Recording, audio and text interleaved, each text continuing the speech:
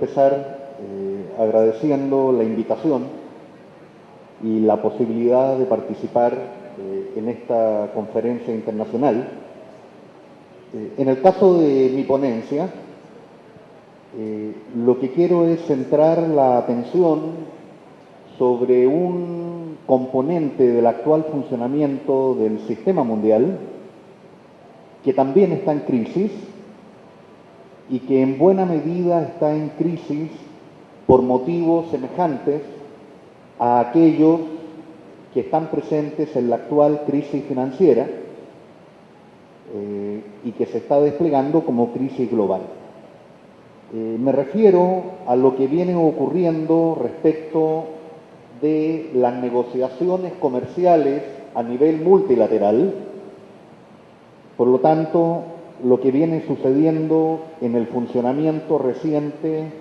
de la Organización Mundial de Comercio, y en esa Organización Mundial de Comercio, la situación actual efectivamente puede ser definida o identificada como una situación de crisis. Lo que me interesa destacar es algo que ya se ha dicho en distintas intervenciones, pero que creo es importante aplicarlo a lo que ha venido ocurriendo en el ámbito comercial. Es decir, que desde ya hace varias décadas, en términos generales, desde los años 80, hay una tendencia muy clara a una total libertad del gran capital para poder desplegarse sin ningún tipo de cortapisas, tanto dentro de las economías nacionales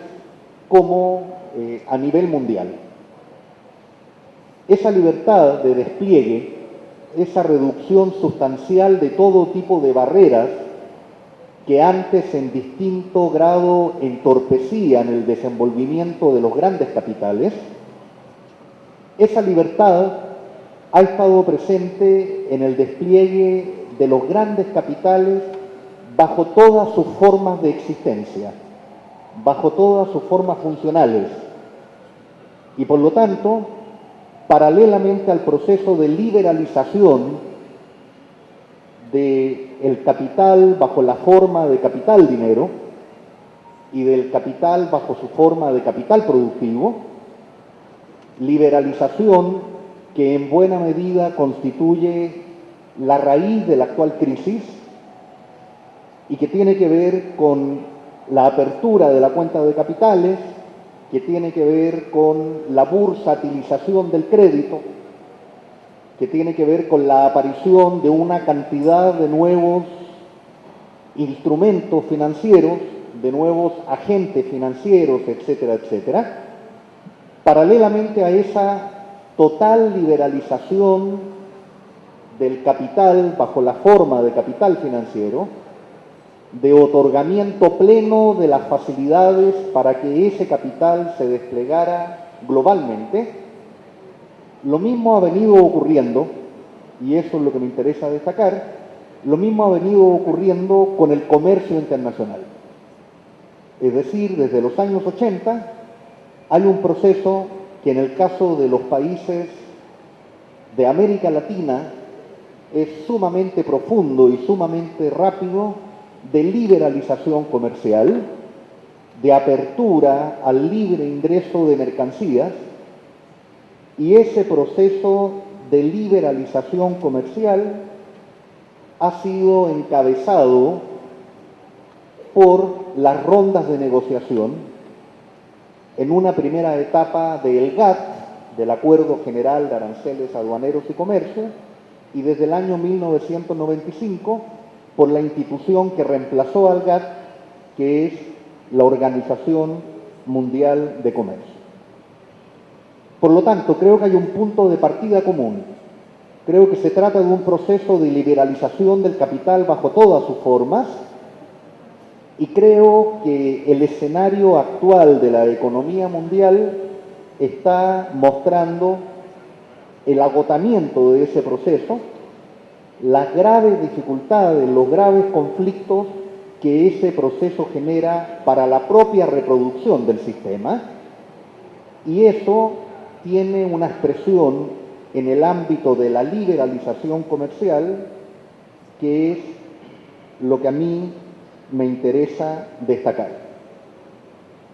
En el caso de la liberalización comercial, cualquier balance que uno haga de lo que ha venido ocurriendo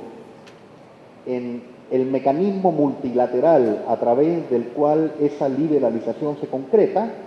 que es la OMC, las rondas de negociación de la OMC,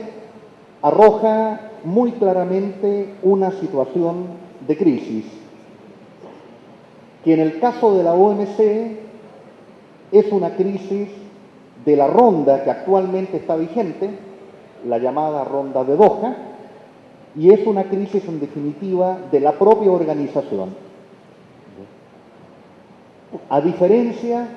de lo que ocurre respecto del libre movimiento de capitales,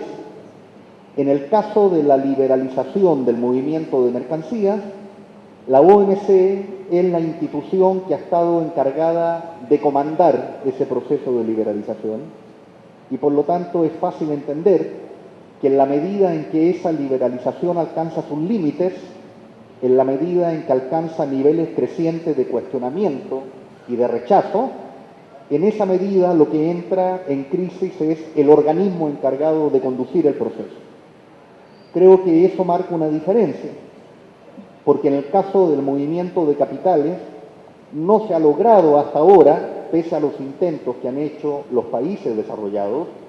por establecer una institucionalidad semejante. Seguramente muchos de ustedes recuerdan el intento por echar a andar el AMI, el Acuerdo Multilateral de Inversiones, entre 1995 hasta 1998, donde tuvieron que declararse canceladas las negociaciones, y por lo tanto el fracaso del AMI ha significado que no existe una institución que en el caso de las inversiones juegue el papel que la OMC juega en el caso del movimiento internacional de mercancías, de bienes y servicios. Creo que en buena medida eso explica que en el caso del comercio internacional, los problemas que hoy enfrenta el proceso de liberalización, los conflictos que él suscita, se traduzcan de manera bastante automática en una crisis del ámbito en el cual esa liberalización se negocia y se conduce, que es la Organización Mundial de Comercio.